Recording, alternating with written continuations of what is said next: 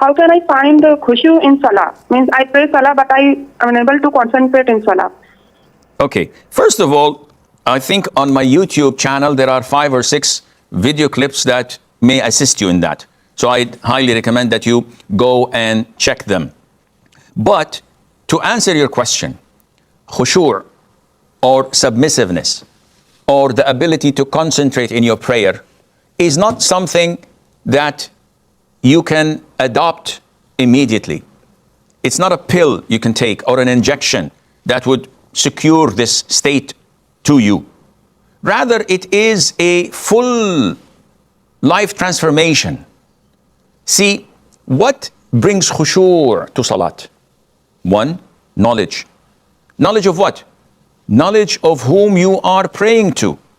So if your heart is filled with knowledge of Allah, of His might, of His greatness, of His mercy, if you know the beautiful names of Allah and His attributes, when you say Allahu Akbar, your heart is filled with the love of Allah. When you have the knowledge of the meaning of what you're reciting, when a slave or a servant says Alhamdulillahi Rabbil Alameen, Allah replies to that and says, my servant has praised me. Ar-Rahman Ar-Rahim, my servant has complimented me, etc. So when you know that there is a hadith that talks about the Fatiha as a form of dialogue, when you recite it, you don't just simply Ameen. What did you do?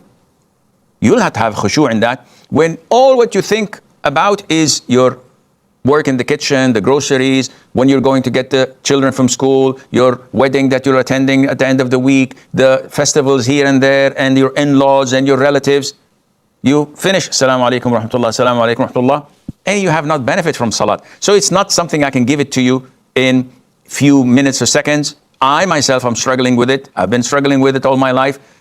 We will reach a time when we will have no struggles and we will enjoy it.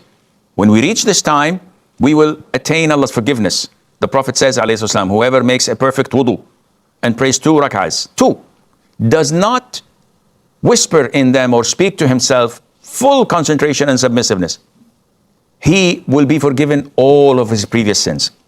If you manage to do these 2 rak'ahs, you've got it made. It can't happen overnight.